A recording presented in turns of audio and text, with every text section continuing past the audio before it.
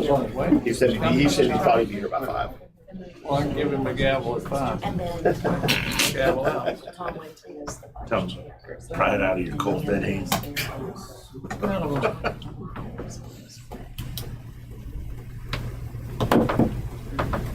That's people. Cut this on something. Embarrass myself. He starts it.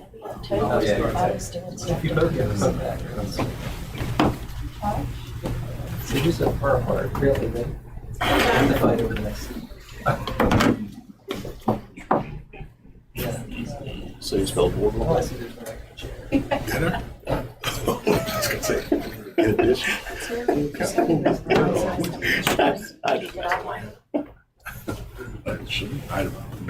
I don't know. Rather try to. You good? All right, ready? Okay, we're good. All right, we'll call the meeting to order, the joint meeting of the Board of Supervisors, work session with the school board. Call to order on our behalf. Thank you, Mr. Winfrey, and I will call the school board to order without smacking the gavel again. But we do have a motion to allow the remote electronic approval of school board member representing District 5, Ms. Ellen Robinson. May I have a second? Second. It's been moved and seconded. All those in favor say aye. Aye. Any noes? Ms. Robinson is now approved to attend remotely. Ms. Robinson, can you hear? Okay. I do want to acknowledge that we have remotely participating our chairman of the Board of Supervisors, Mr. Waters. Can you hear us, Mr. Waters? Yes, I do. All right, thank you. So first item on the agenda is the budget CIP discussion, and who's going to lead that off? Mr. Carpenter? I'll just do a brief introduction. After last year's budget process, it was the desire of both boards that we have substantive and early conversations together to make sure that we understand what the needs of the school district is going to be versus waiting until much further into the process of writing and approving a budget. So this is the result of that. Normally we'd have a joint meeting in February after we've already presented to the board a budget. So with that having been said, Dr. Marty will then be able to start the conversation. We appreciate this very much too. Thank you, Mr. Carpenter, members of the Board of Supervisors, School Board, and thanks to members of senior leadership for being here, for your support this evening. When we take a look at building a superintendent's assessment of needs for the upcoming fiscal, it can get populated really fast with a lot of really, really good initiatives that are actually needs throughout the division. I share this today in full knowledge of what happened earlier today in Madison, Wisconsin, with yet another heinous act of violence in schools.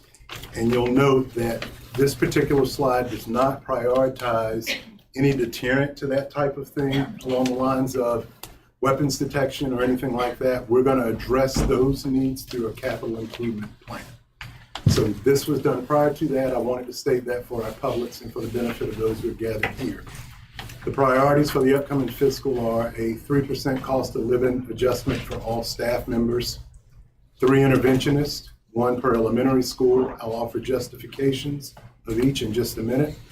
An assistant principal at Goochland Elementary School, stipends for 504 case managers, primarily at the high school, ESL support, which we'll talk about in depthly in a little bit, and a work-based learning coordinator, which would be a shared position with us in workforce development. I believe that workforce development will include in its budget numbers that will justify 0.3 of this FTE. We'll talk about that justification in a bit. I've been meeting regionally with superintendents as we do monthly, and part of our agenda has been to determine what it is we hope to do along the lines of cost of living increases. Right now, that number sits pretty comfortably at 3%. There are 1 or 2 divisions in the region that are talking 4, but I think the majority of us are talking 3. I believe if we can pull off 3, we will have done well.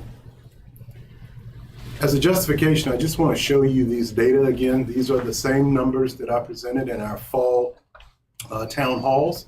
The column on the left indicates where we would have ranked in the region had we only done a 5% adjustment last year, which we were grateful to get and offer to all staff. The column on the right shows how we rank with the 5% adjustment and the market adjustment that we extended to teachers only folks who are categorized as classroom teachers. As you can see, we were pretty rock solid at step 0. That's essential because that's a recruitment step. We maintained our position at number 3. Had we just done 5%, we would have been ranked 4th out of 7 in years 5 to 10, and we would have been at the bottom or near the bottom again in years 15 through 25. Because we took the courageous step to couple the market adjustment with the 5% cost of living increase, we're now in the top 3 throughout the region. Added to that, nearly 6 in 10 of our teachers surveyed indicated that that market adjustment was an influential factor in their decision to come back to Goochland County Public Schools. Now I want to talk about the need for additional interventionists. I'm going to throw some educational leads at you, and I apologize beforehand. I do the best I can to make these things make sense, and if they don't make sense, we'll welcome questions pertaining to. The first bit of educational leads that I want to talk about is Title I. Byrd Elementary School is a Title I elementary school. By virtue of it being a Title I elementary school, all initiatives that we do must supplement their current staff, not supplant their current staff. So basically, we're going to be talking about roughly. Could you explain what a Title I is, in case somebody doesn't know? Yes, a Title I schools are usually schools that are designated, it's a federal program, schools that are designated and needing additional support, usually based on socioeconomic variables. Okay, good question. So with that, the VLA, which we are all familiar with, has come into play this year. This is our first year of implementation. Our teachers are being trained as well as our specialists. The VLA this year offers intensive reading support for students who qualify, but only this year for students who qualify in grades kindergarten, 1st, 2nd, and 3rd. As we move from this academic year into next, the year for which fiscal we're talking about today, that's going to expand, and we're going to be offering that intensive support for students who qualify in grades kindergarten through 6. So the current capacity of folks who are designated our reading specialists, they're at 100%, dedicating their time to pushing literacy for those students who have deficits, meeting the assurances of the Virginia Literacy Act. As a result, only Byrd Elementary, which has a math specialist due to its Title I distinction, is able to provide supplemental mathematics intervention. So we only have the math interventionist at Byrd? Correct. Just one? Correct. Wouldn't we have to have one, that one is Title I? That one is Title I, yes. Don't we have to have a matching for that? Byrd's the Title I school. If it were at GES, we'd have to have a matching at Byrd. If it were at Randolph, we'd have to have a matching at Byrd. Okay, all right, thanks. All right, so we've prioritized the academic interventionists because we know these positions will allow greater flexibility for us to advance students' mathematical proficiencies. As they say, what gets measured gets done, and we are doing that very well with literacy. We don't want to arrive at a place where we're doing it at the expense of mathematics proficiency. So this table shows you a few things. It shows you enrollments at each of the elementary schools. By the way, I'm going to show you a slide in a minute that shows, as of today, the enrollment at GES is up by 2 from this chart, growing every day. So the number of reading specialists we have, as you see, 2 at Byrd, conveying to the 1 we have at either Randolph or GES. Byrd has the math specialist. There currently is not a math specialist at GES or RES. Byrd has a 0.5 FTE for an academic interventionist, as does Randolph. Goochland Elementary School has a full FTE for that. These are the numbers in the second chart. I wish I had a laser point, but right under 2425, these are the number of students who need intensive support for reading this current year, grades kindergarten through 3. You do have a pointer on that. It's at the top. I fear if I try to do anything with this, it'll mess me up. There you go. Oh, look at that. Isn't that fancy? All right, so these numbers that you're seeing across this column indicate the number of kids currently in kindergarten through 3rd grade who are needing that extra support with literacy. If you go down, you'll see that these numbers are the ones that we project will need help as we expand from kindergarten through 5th grade support next year. 70 at Byrd, 96 at Randolph, 129 at Goochland Elementary. Added to that, you see the ratios, the specialist or interventionist to the number of students. Right now, that ratio is very comfortable at Byrd. It's a 1-to-19 ratio, a 1-to-43 ratio at Randolph, and a 1-to-43 ratio at GES. But as we add the number of students who need the support and not add staff to offset, you'll see that those ratios will increase. 1-to-28, 1-to-64, and 1-to-65. Continuing to look at enrollment, 2 reading specialists, 1 and 1 at Goochland Elementary and Randolph with the same number of math specialists that we just talked about. There is currently no math intervention at GES or Randolph, which leads to this. If we were to add this additional, or these 3 additional specialists, as I knew I was going to do that, there we go, across the board, raising our FTE, you'll see that our ratios will be better proportioned. I want to draw your attention to the bottom column here. We'd be at 1-to-20 at Byrd, 1-to-38 at Randolph, and 1-to-43 at Goochland Elementary School. And again, this would be supporting kids in grades kindergarten through 5, not kindergarten through 3. That's the middle table there. I have done some preliminary lobbying for an assistant principal at Goochland Elementary School. The enrollment, as I mentioned a bit ago, as of today is 518 students. For comparability, I wanted to show the number of instructional personnel, teachers and instructional assistants only at each school. Byrd Elementary School has 38 such designated staff.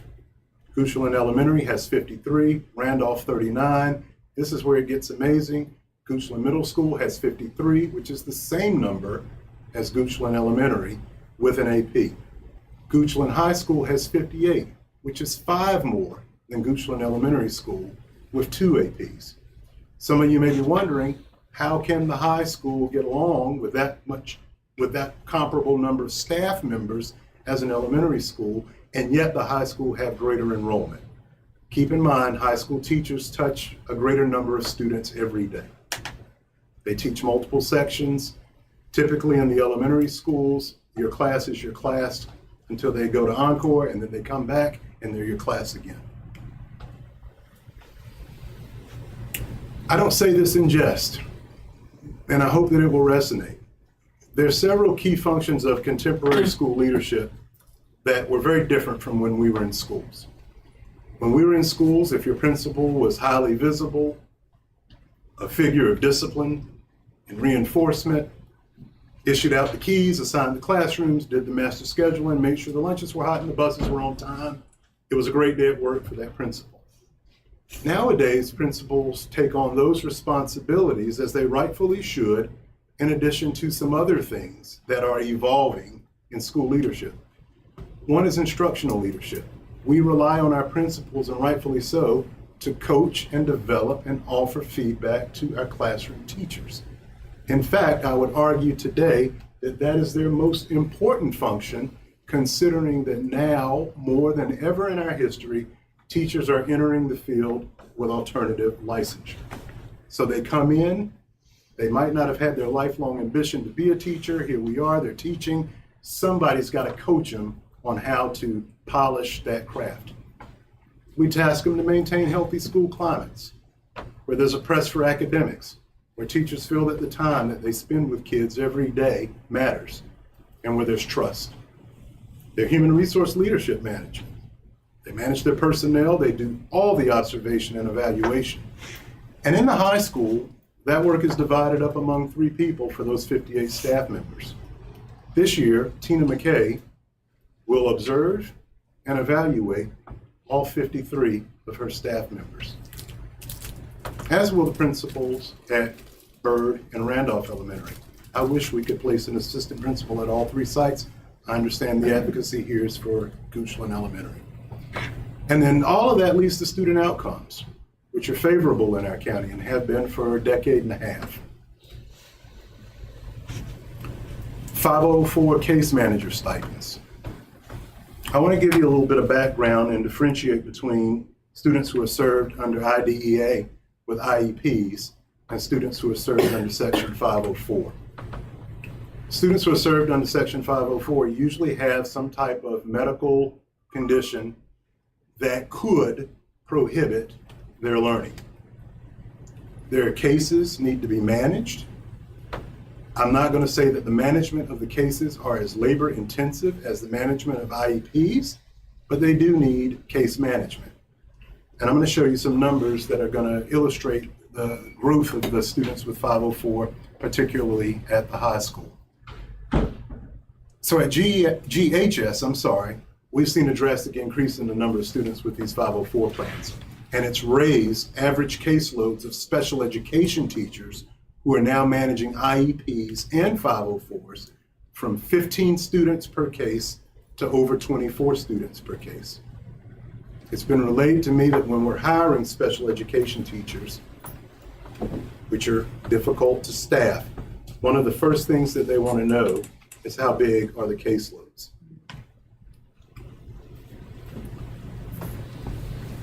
These are our numbers. At the high school, we currently have 110 students serviced under Section 504. That's more students than we have with IEPs. 52% of special education teachers' caseload is comprised of 504 plans.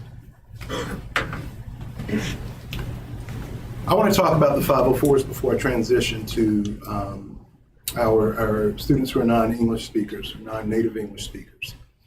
The 504s, I'm not requesting positions to help us manage those caseloads.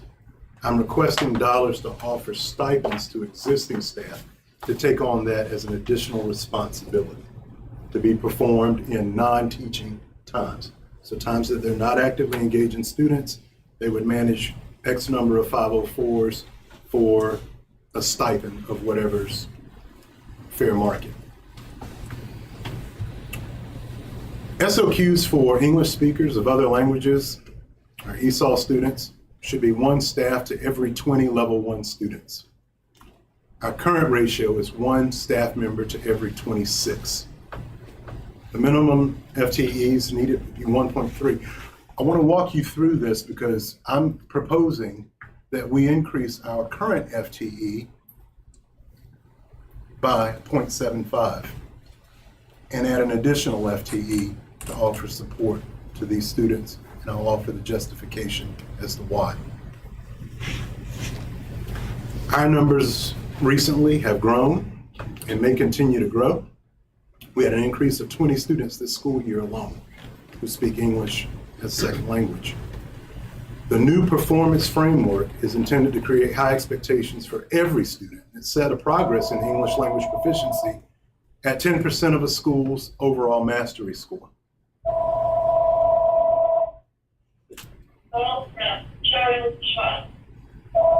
Can we mute that? That's one of their things. So, so it stands to reason if the numbers are growing, or even if they hold steady with a net increase of 20 this year, and ultimately these numbers are going to have an impact on a mastery score for the schools where the students are, that we work to get some support just like we would for the math proficiency that was previously described. We currently have 2.75 teachers serving 5 schools. For those of you who needed to know that information. We lose a minimum of 3 instructional sessions a day due to itinerant teacher travel from one end of the county to the other. As I mentioned a little bit ago, a work-based learning coordinator. Work-based learning will help students apply those skills, soft and hard skills, to the workforce. It can help employers we work in partnership. It can help them shape their workforce and evaluate potential employees and reduce recruiting costs. It can allow us to better set up our kids for valuable field experiences through internships and externships. And I'm really excited to present this as a need for our county because of the emphasis that we have placed on career and technical education and being able to set students up who don't have a path to continue their learning after they're done with us through formal education at a college or university, but are eager to enter the workforce and, more importantly, have the skills to be able to do it. This will bridge some partnership between the public schools and our current workforce development office, as well as prospective employers. And maybe bridge was the wrong word because we already have those existing partnerships. But what this will do is help us facilitate a pathway where we have someone whose emphasis is on getting kids certified and employment ready based on the things that employers tell us they want in prospective hires. I want to transition, if I might, to the capital improvement plan. I will not read the items. I will have them highlighted here, and we'll certainly make this public for those who may be listening. But the first few slides indicate items that were funded in our fiscal years 22 to 24 through capital improvement. Items like school buses, other replacement vehicles, Promethean boards, and things of that nature. If we go here, they're sort of categorized by schools. These are funded capital improvement projects by elementary school. And I'll give you a second just to get the flavor for what those look like.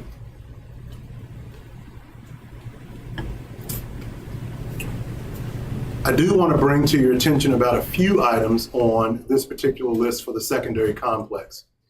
The cooling tower replacement, the classroom heat pumps, and the replacements of, I'm sorry, what am I looking at? Replacements at GMS partial. Those are water source heat pumps. Yeah. Thank you for that. Water source heat pumps at the secondary complex and a heat recovery unit replacement. All of those were partially or fully funded by funds due to pandemic relief. So I wanted to make that distinction. You see there are other items that have been funded for us as we've gone through a fiscal. So these are the items that have been unfunded in the same period of time. And in fairness, I just want to highlight a few of those, maybe one per school. The interior ceramic tile wall replacement at Byrd. We've got a need there for some fire extinguisher updates as well. We've talked, at least the last couple of years when I've been here, about the electrical system needing upgrades at Randolph Elementary School. And note, it's not lost on me that the 10 and 15-year capital improvement plans include replacing these buildings. I'm sensitive to that as well. But where we are today, there is a need and has been a need for some time to replace and upgrade portions of these facilities. I learned today that historically there'd been a general maintenance at all schools to help cover things like painting and plumbing. And prior to fiscal year 24, that had been funded at $50,000 per school under capital. So these are the critical and urgent needs. And I would like to take some time to talk about these things item by item. There remains a critical and urgent need for chiller replacement at the secondary complex. That's estimated to cost about $1.8 million. The chiller is functioning and doing what it should do right now. There's a long projection from the time a locale decides to buy a chiller and the time a chiller is available and ready for installation. I don't mean to present doom or gloom, but I do believe it's my duty to talk about what might happen if. Should that chiller fail, depending on the weather conditions outside, it could and likely would impact our ability to provide the services that we provide at the high school. Couple that with our capacity and lack of other places to put kids. Now we're pivoting in the middle of an academic year to virtual learning or other options that I'm sure we will agree are less than savory. Can you explain what chiller is? Yeah, it's part of your HVAC system. Okay. Yes, sir. It's part of your, it's a huge component As in your you're saying, HVAC it's like system. the heart. Yeah, of your- we I actually, was thinking like a salad bar. no, we actually have gotten It's the same the, deal. It's the same deal. we actually have gotten the cooling tower replaced, but now we've got to get that chiller upgraded. And it is as Mrs. Allen said, it's the heart of that HVAC system for the secondary complex. So if it were to fail and you had to go to alternatives, that would be expensive as well, correct? That would carry specific cost to pivoting to alternatives. Coming out of the pandemic where we've test run virtual learning, we've got for the most part, they've got the hardware to be able to do it. But at that time, we had to invest in Kajits and all types of things to make sure that we were offering an equitable learning experience for kids who live in part of the county who don't have high-speed internet. Yes, that would be a cost that we'd have to incur again.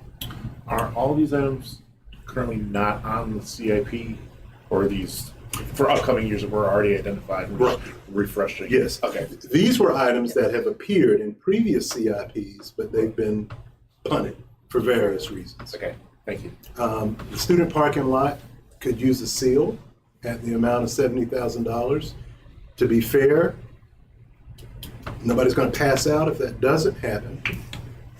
But the cost of continuing to punt that down the road could get us in a situation where we're looking at uprooting and a repavement of parking lot, which is going to cost a lot more than $70,000 should we arrive at that place. We need some bathroom repairs and renovations at Byrd Elementary School, estimated to cost about $28,000. And replacement of the EPDM roof, the 1997 section, with the puff roofing that we installed on the remainder of the roof last summer. That's going to be a remaining project of about $250,000. At Randolph, there's a need for an additional cafeteria serving line estimated at $85,000 with the equipment to bring that to fruition. Division-wide, a school bus. The school bus is now costing a little under $150,000 per. Student transportation vehicle, $43,000. And we've mentioned the need for 2 maintenance vehicle replacements at a cost of $108,000. Again, none of these are new recommendations. These are recommendations that have endured as part of the capital improvement plan for several years running. And that completes the superintendent's assessment of need. I'll gladly entertain any questions. Dr. Marty, Yes, sir. since the chiller is, if I'm eyeballing it, 80+% of the urgent CIP needs, what is the estimated life of the current chiller and what is its current age? I'm going to defer to Mr. Forbes. I had to make sure Mr. Forbes was back there. He can probably speak more knowledgeably to that than I can. So it's original to the school. If you come so they can see you on camera. Yes, sir. Slow. That chiller is original to the school building, so it's 23 years old. There was a Dewberry Engineering report from 2021 that estimated the life expectancy of a chiller to be 20 to 25 years. The problem with that, we need to be proactive because if it breaks, as Dr. Cromartie alluded to, there's an extremely long lead time of 36 to 38 weeks to get a new one, and that would require us to rent a temporary one until we get the original one replaced. So you would incur the rental fees for 36 or 38 weeks, and then you'd also still have to buy the original chiller. So it's better to be proactive with something that big and that important. And just so we're being, Thank you. and for the benefit of everyone, this is not a matter of inconvenience. The schools would be inoperable. We couldn't have students in the building without air circulation, and it is a system such that if that unit goes down, it's a domino effect to every classroom and every service area in the building. So, And I would point out from the county's perspective, that is also an emergency shelter for us. So obviously during hurricane season or bad weather events, that's one of our primary locations that we would use for our citizens. I'm not sure who's I running the show. assume Whoops. that we, Yes, sir. Ms. Fodders? I assume we've gotten the estimates already for the new one. I mean, what type of maintenance and warranty do they have on a new chiller unit? I mean, that's one of those things where people forget that the maintenance costs that we would have to keep that old chiller operable, let's just assume it got 10 more years, but the maintenance cost would be escalating dramatically every year. If those went down to 0 or very little with a very good warranty and service program, those would be direct savings each and every year.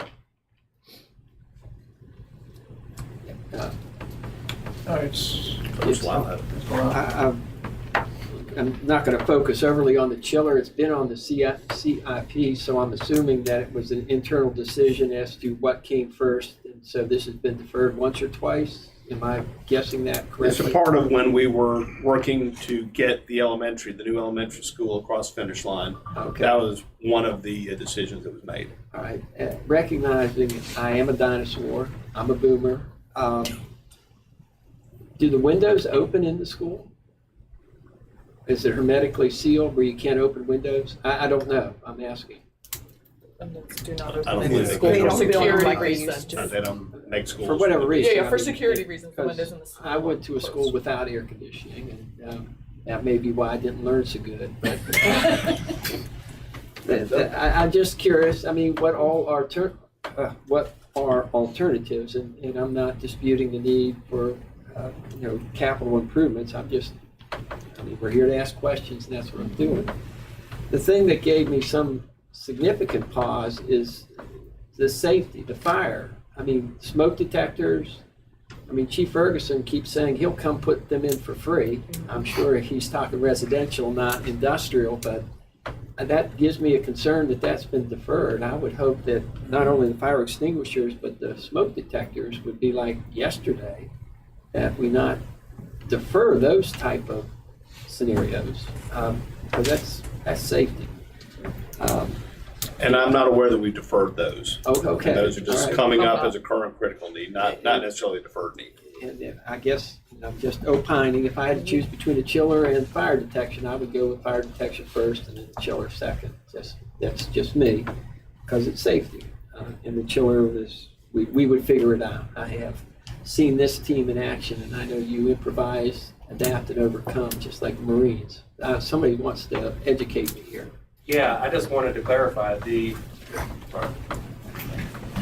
so your smoke detectors are, judging by the Dewberry report, they're not due to be replaced right now. They're still within their life expectancy. That's why the chiller leapfrogged, so to speak. So you do not want me doing plant operations. I promise you that. I'm responding to information presented here, and I just put safety first. yeah, so we put items on the CIP and on the operating budgets going forward just to bring awareness of our needs. So Okay. we don't just drop it on someone and say, hey, we need all the audibles, all the smokes, for the entire secondary complex. We try to plan ahead and utilizing the Dewberry report. That's helping us pinpoint where our needs are. So don't feel like the smokes have been neglected. We're well aware of their importance. Okay, thank you for that. Thank you. Let's review for a second what we're here for today. I mean, it looks to me as if everything you've presented has justification and merit, and so, but we're not here to make decisions at this juncture. Absolutely. And so what we are going to do, as I understand it, is to take these things into consideration, try to work out a prioritization of them, and fold it in or mold it into our budget process as we develop an awareness of what our funds availability are, our resources are available to us, and see what we can do, and with paying attention to all of these things. So, I mean, I think this is an excellent opportunity for us to hear from you all as to what your needs are, and then we can continue to work together as we develop our budget, instead of waiting till, as you mentioned, that after the first of the year and you've got a lot of things done, and then it'd be difficult to try to fold those things in there, or may not work. So that's what we'll do in the budget process. So, Ms. Moses? Yeah, I'd like to mention two other things. One is we talked about a horticulture teacher. Ag teacher. Ag teacher, yes, okay. So that probably ought to be thought about. And weapons detectors. I think we need them. I think that if something happened and we didn't have them, weapons detectors. I think you're paying some attention to that on the side, on capital. Yeah, we talked about that, including that in the capital side shop and not the operational. Tonight was a conversation about operational. Yeah, I agree with you. I mean, well, yeah. Today's Yeah. situation, it's happened every 4 or 5 weeks. We hear something.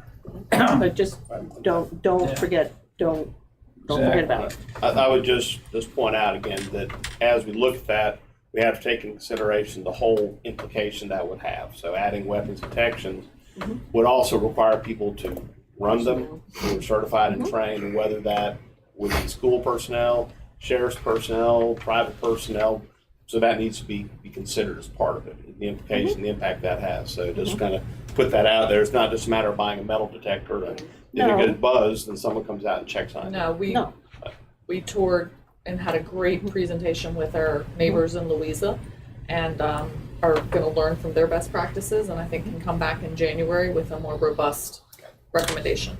I really hope that you guys can find money to keep our kids safe. And Jonathan's kind Just again, going back to, and I didn't know, Mr. Spoonhour taught me I could ask questions as it went along, so I've been taking notes. So this is going back to some of the earlier, but the reading specialist increases in the ratios. Did it change because it was first calculated on 1 through grade 3 and then calculated on grades 1 through 5? Not exactly. Okay. So this first year, students are targeted for that intervention in kindergarten, first, second, third grade. Okay. So we wouldn't be taxing anybody who's offering that intervention with fourth and fifth graders. All right. Next year that changes. It's going to be the entirety of the elementary population, grades kindergarten through 5. So naturally, if you're adding 2 additional grades, the number of kids who need that help is going to increase. And the argument is that as those needs increase, the staffing increases to accommodate those needs.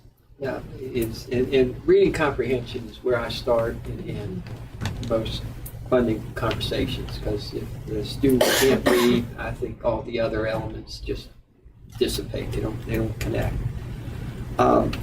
So thank you for that on the 1 through 5. But then my inference is it's not working in 1 through 3 if we're having to continue that in grades 4 and 5. Would that be a safe assumption? If we're having to expand to grades 4 and 5, it's because they aren't getting it in 1 through 3? Not necessarily. And keep in mind, next year will be the second year of VLA. So it's hard to talk about that in the context of what they hadn't gotten, because it's still a fairly new implemented procedure. And I'm just going to, the acronyms VLA? Is that- Virginia Literacy Act. Okay, I'll learn them maybe. Yeah, I warned you that there'd be a lot of educational ease at the front end of it. So under the best scenarios, there are kids that just arrive at proficiency at different times. And some of them need additional support to arrive at proficiencies. Needless to say, children who come from homes where parents read to them are going to be likely able to pick up formal literacy faster than kids who don't have that advantage. Now, that's nobody's fault. That's a reality of students who come to us. So if I've got a first grade class with 19 students, it's possible that among those 19 students, they may represent 12, 13 different levels of literacy readiness. Some just need additional support. It's not due to a market or demonstrated deficiency. They just need support to get to proficiency. I fully relate. I mean, my father, when he was still with us, could tell stories of me sitting at the kitchen table with flashcards. And the multiplication table was my deficiency. I've overcome that. I don't want to maximize, but I did break 4 or 5. And I also want to throw in this part too. Under the Virginia Literacy Act, there'll be kids who will be identified as needing intervention that historically would not have been identified as needing intervention. That's important. That's an important part of this too. We could argue the wealth or not in that, but that's a reality of the act as well. With the ESL, is it all Spanish? I mean, how many different languages are we having to accommodate? I hear stories up in Northern Virginia, they have 32 different languages. That might be an exaggeration, but a lot of different languages that have to be addressed. What are we having to address here? Sarah? I mean, primarily right now, it's Spanish. There are a few others. I think we have one or two Ukrainian refugees. I believe Portuguese, but primarily Spanish. Okay, so when we look at those resources, are we having to find a Ukrainian specialist, a Portuguese specialist, and a... No, the training isn't just working with students who are developing their English language. Okay, all right.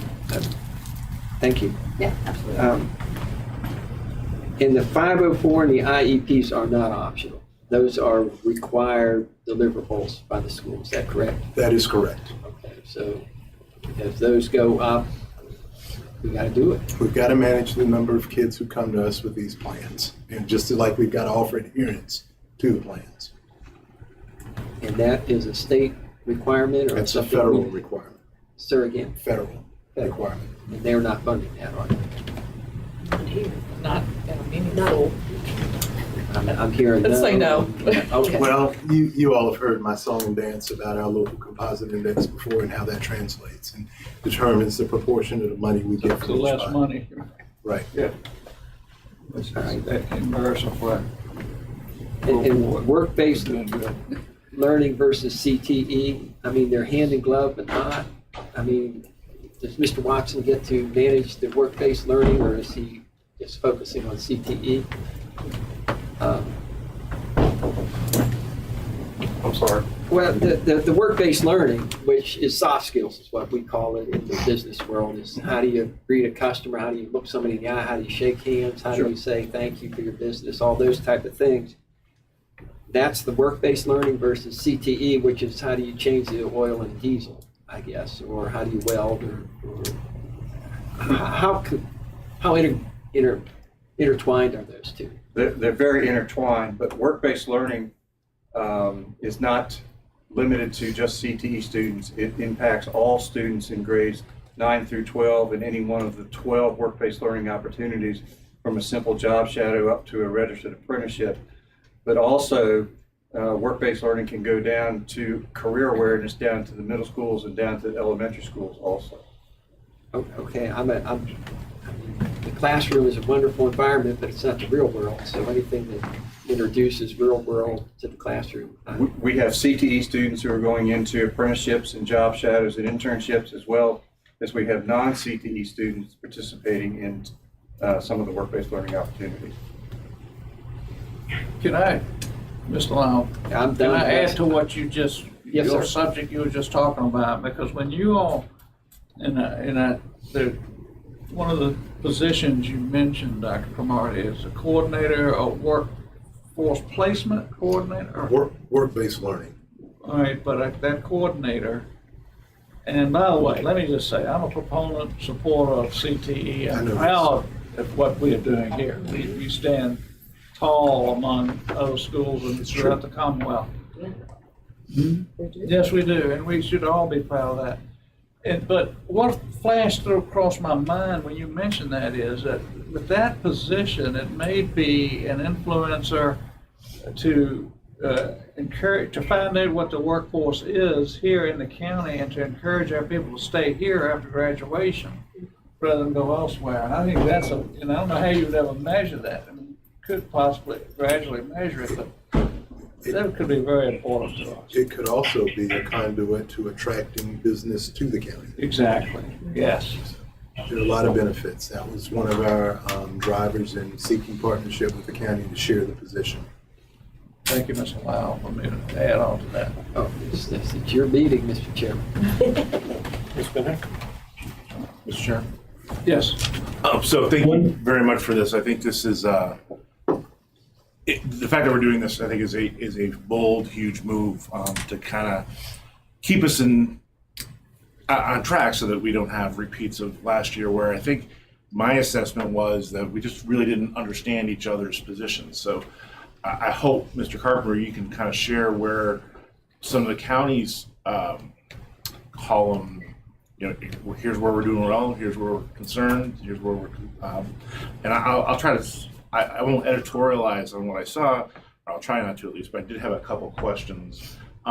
The cost of living adjustment, we came to learn on the county side that that's very different than a merit increase.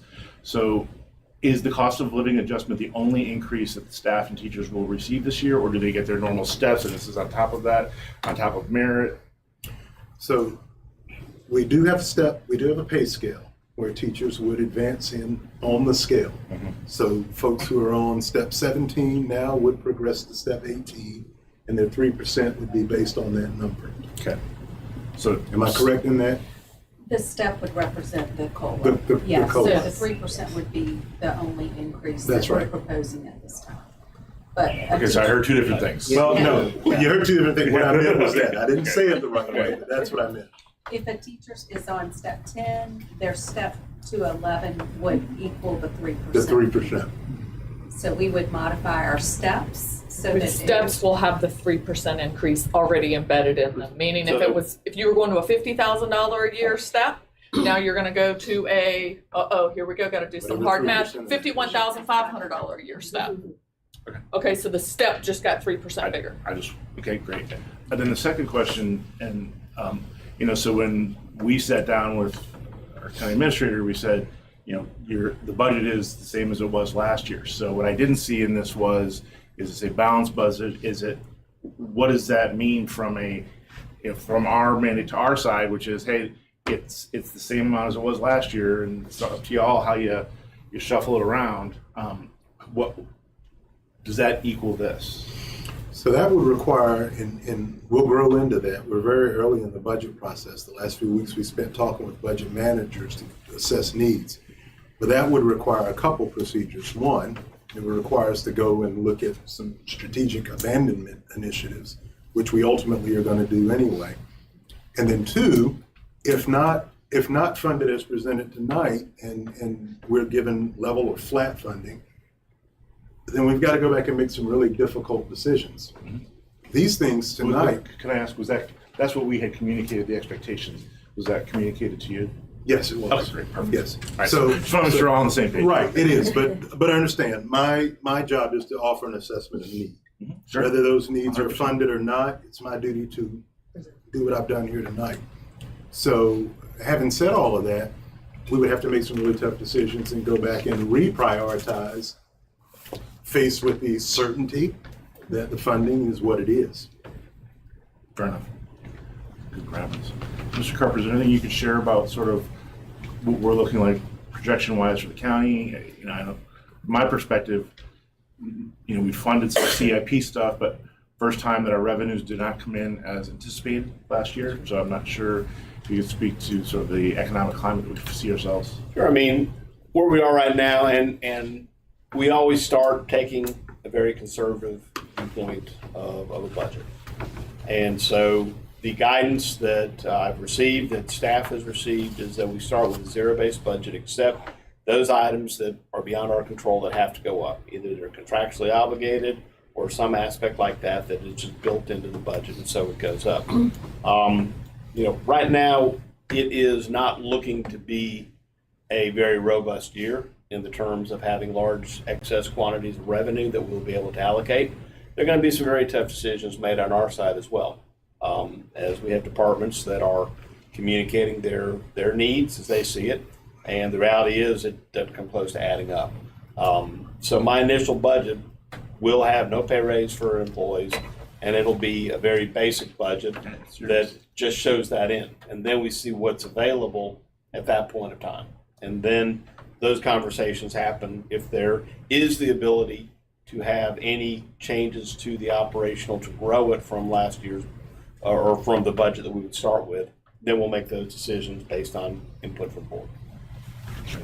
Just want to add one thing, and it's in the spirit, Mr. Spoonhour, of avoiding surprises.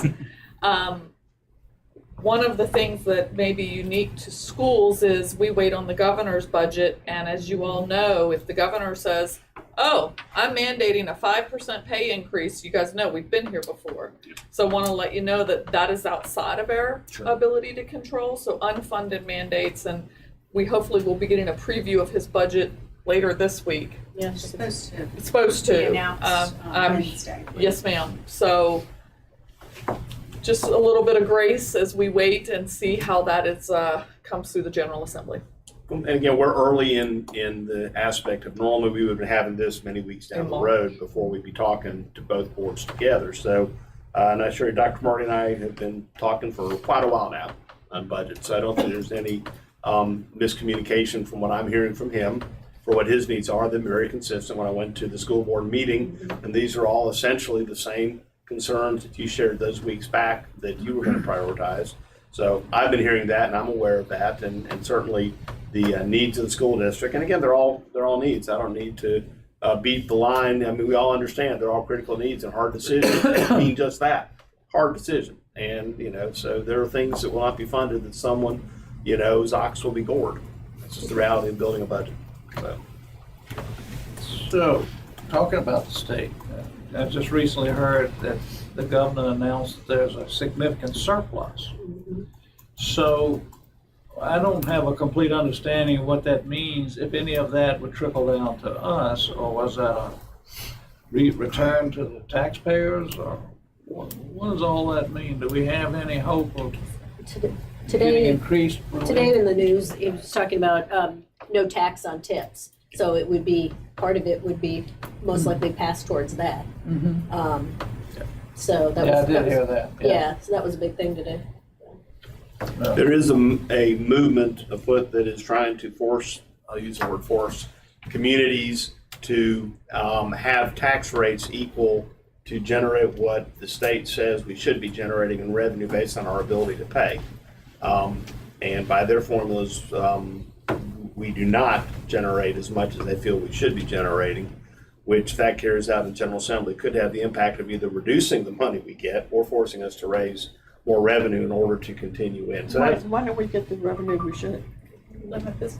because the average tax rate across the state is, if it's 60 cents and ours is 53 cents, then they're just comparing us to an average. Okay, so I'm not saying that's it's not a like people are discussion that's sending it going in. on. Yes, Okay. I'm So not we saying. get pressure from the state to raise the tax rate on their citizens, bills like that. Yes, you can say yes, sir. Definitely out there. And interesting. Ms. Weiss, you wanted to add something for Mr. I was Winfrey? just gonna say, Mr. Winfrey, that typically, they will probably want to, pour some money towards one-time funding versus something that would have to be sustainable as well with this, surplus of revenues. And also, it looks like the governor will prioritize schools that have higher needs, over, school districts that are doing well. What defines a higher need? Underperforming. Low scores. Lower performing schools and then schools where their buildings are in much more disrepair than ours.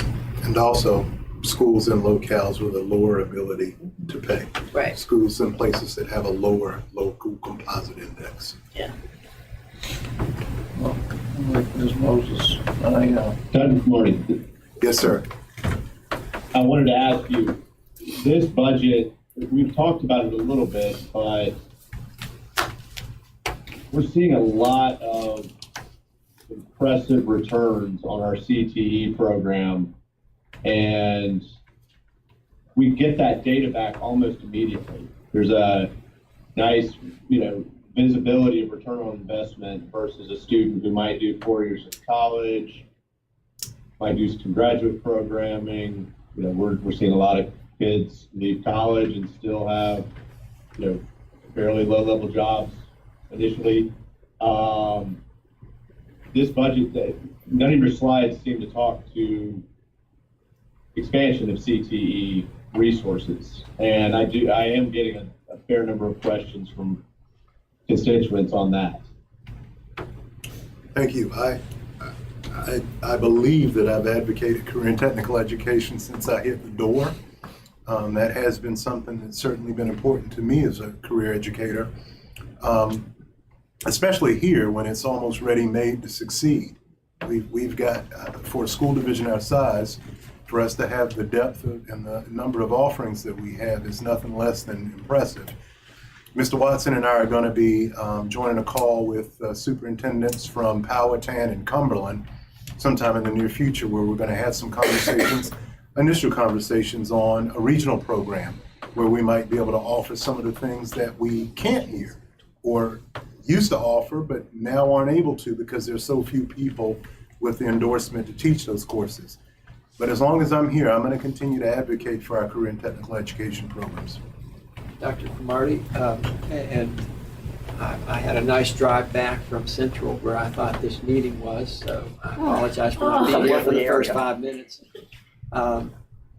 The career technical tends to also encompass agriculture. Yes. Did I miss the conversation on adding an agricultural teacher to the middle school? You did not. One of the things that I have to do is prioritize, and that is a priority. I only listed 6 here tonight.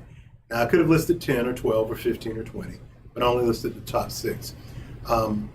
Mr. Watson could probably talk better than I ever could about current agriculture offerings in the middle school in our program. We'd have to do an assessment and figure out what an additional FTE might offer, whether or not there'd be subscribership or kids who want to take the courses. These are things that would have to be considered. I'm going to share, if I may. This is a letter that will get signed tonight at the Farm Bureau dinner at 6:30, but I was encouraged to share this with you. But it is a letter from the Goochland Farm Bureau strongly advocating that the middle school ag teacher be incorporated into the budget.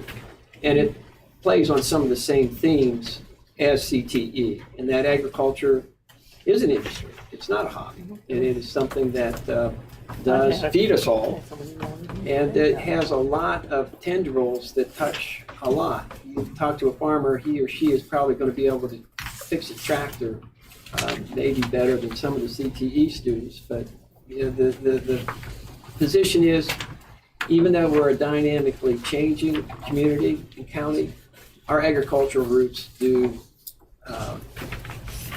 go deep, I guess, if I can carry that metaphor there. So I will continue to advocate that we look hard and do raise it up off the top 10 up to the top 2 initiatives, that we really do add a middle school ag teacher and give the students a really solid understanding of the career opportunities in a critical national security industry, and that's agriculture. So, I agree with you. I always have. I look at it, it's a $90,000 expenditure, salary and benefits, assuming we can attract the right person to do it for us. And I should, being responsible, look at that $90,000. For example, let's take the 6 priorities that I brought here tonight. I'd be interested in some conversation as to which of those 6 things would, if any, would go away for the benefit. And that's not to say that I don't think an ag teacher is important. I do, I always have. I've shared as much with you. But it comes right down to what can we get funded with a fiscal outlay or resource outlay that Mr. Carpenter has just put before us. What can we do? We can't do it all. What can we do? And how do we prioritize those initiatives? I actually got a letter today from, well, an email from someone saying, please get an ag teacher. I mean, it's rural. We're in the West End, you know? We're farms. Just in the spirit of sort of transparency and understanding, I know everybody's aware of the capital projects we have. I mean, we're probably looking at $110 million we've got to come up with. We're moving into design of the courthouse. And then we've got 2 fire stations, which, and we've made significant, in the last 5 years, we've made significant increases in public safety. The sheriff had a 5-year plan, which we were able to get him to, so I hope we're doing well there. Chief Ferguson has been looking, as we've gotten to more full-time staff. We have him at about 3 people per station, but what that means is you can only take one vehicle out at a time. So you have to guess, if you've got an accident on 64, you're guessing whether to take the fire truck or whether to take the ambulance. So he's always wanted to go to 5. We've not been able to get him there yet. But then as we move to design of Station 8 and also to Station 7, you're looking, what's each station, an additional 12 FTE or something? Well, if you got 5 shifts, 3 per shift, that's 15. Yeah, so Because it's 3 on duty, 15. 1 on vacation. So that's about $1.5 million a year additional to fund fire stations. There will be a very robust volunteer campaign going on. So, but just so y'all are aware, like of the stuff we're trying to, and then we've got a litany of transportation projects that need to get done to support our economic development. So there's definitely a lot of need. So a lot of, but you said, difficult decisions have to be made.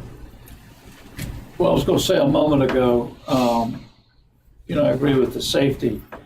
And, I've said and I've learned since I've been on the Board of Supervisors that there's no better purpose for the county government than public safety and education.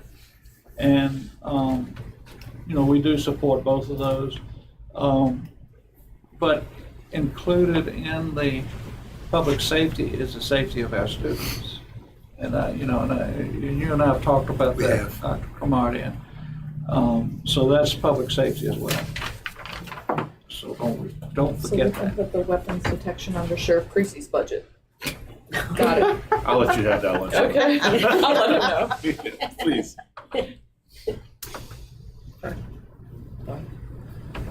Mr. Botters, Robinson. Ms. Robinson, thank you. Do y'all have anything else that you, any questions or comments? I don't know. At this moment, no, but definitely a great start. Is this scheduled for an hour? Because we're a minute over if we are. I don't know what Scheduled this- till 6. 6. Oh, well, then I might ask, may I? You mentioned strategic abandonment that you were envisioning. Are you at liberty to share some of the strategic abandonment you were considering? No, I'm not at this point. I mentioned it as that being a process that we're going to ultimately evolve into. We've not looked at that yet in this cycle. You may recall that last spring we did offer several initiatives for strategic abandonment, totaling, I believe, $380,000, which may seem insignificant in the context of a $44 million budget, but they were sacrifices.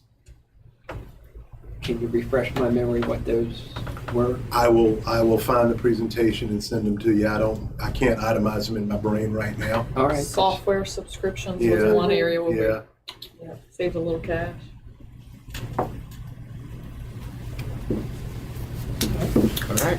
All right. Any further questions? Again, thank you very Yes, much. thank you very much. All of you, all school board members as well, and very productive, and it's good for us. Well, I guess something did just pop in. And Dr. Cromartie, I appreciate your first year. I think, moved mountains so far as compensation and the band adjustments that we went through. And I was very candid, I hope, in saying that I trust you. You did, and I appreciate it. And I'm not using past tense. I use the word I trust you. And part of the quid pro quo, though, was metrics as to what our retention is going to be. We had a sort of a unicorn scenario where there was mid-year resignations occurring that, my understanding, we've not experienced this year. That is correct. Okay. And more importantly, Mr. Lau, we weren't scrambling to fill vacancies post-starting school. We were able to hire 41 new staff members, many of whom we were able to attract from neighboring communities because of our market adjustment. And they've been very forthcoming to us and telling us that that was the reason that they opted to join us. So I don't know of a greater metric than that. Well, other than we had to replace 41 people, which means some people left, I guess. But I don't understand. Well, if we had to hire 41 new, that means there were 41 vacancies. There were 41 vacancies. So that means the step increase didn't keep them. They didn't retain. No, that was before. Not necessarily, yeah. And, Okay. and people leave school divisions sometimes involuntarily. So there sometimes we have people that we need to Promoted part the ways former with. teacher. Yes, I Right. understand. Yeah. And we did exit surveys. We had teachers that left this locality to live in a part of the state that didn't make a commute possible. We had teachers that retired. So you may remember there were a number of reasons, and also growth. Like we had to bring teachers in to fill needs for science and So, I would surmise that beyond compensation is culture. So I will only say that when we welcomed the 41 new teachers at our new teacher academy in August, there was an overwhelmingly positive energy from that group of teachers, and I was very encouraged.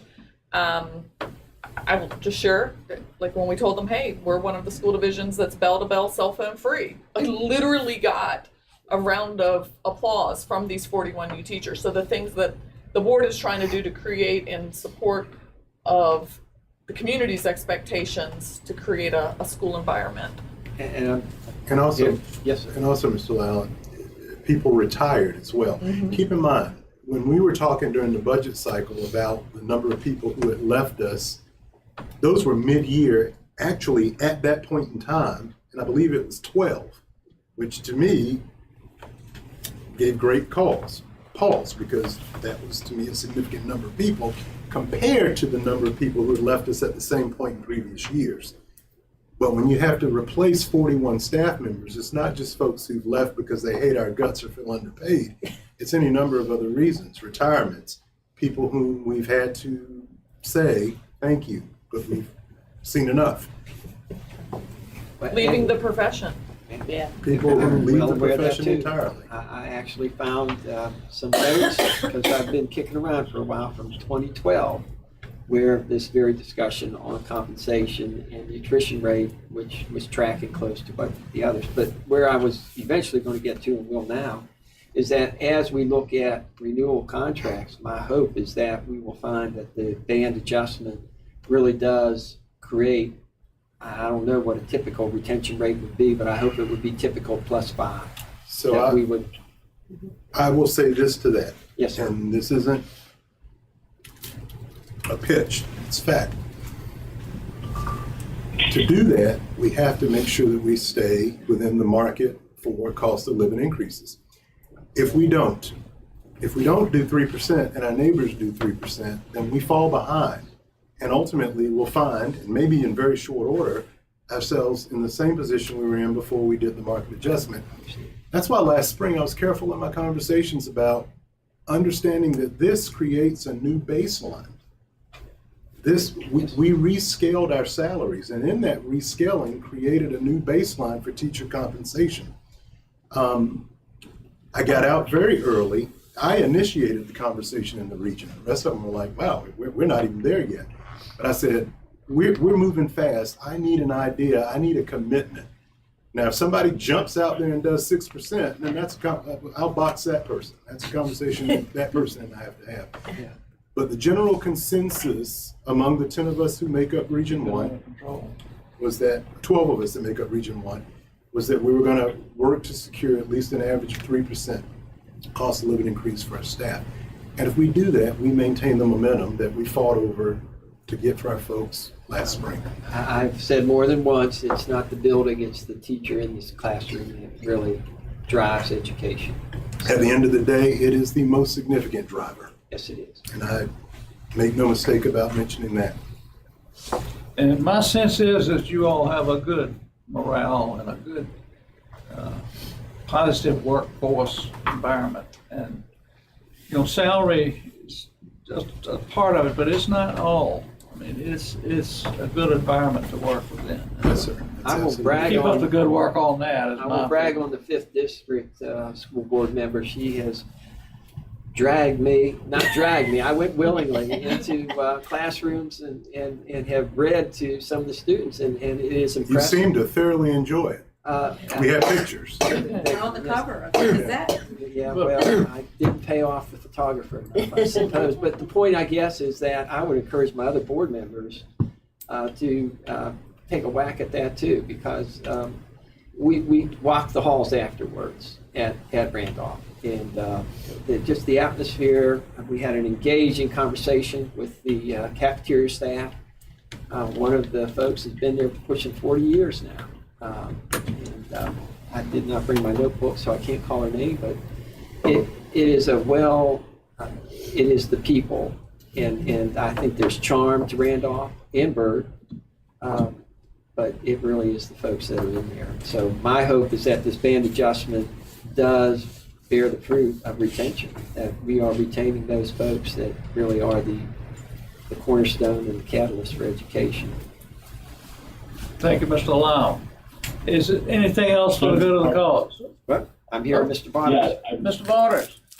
I'm glad it came up when Angela mentioned the bell-to-bell, no cell phones. But do you have a list of half a dozen to 10 items that our teachers are telling us this is why we selected Goochland County or to go work in, or this is why we left, where a number of those are low-hanging fruit. I mean, I think, of course, pay is the number one thing, but if there are those elements a little bit further down the line that cause even one FTE to leave, the cost of replacement and potential retraining and things of that sort are such that, the low-hanging, the justification for the, what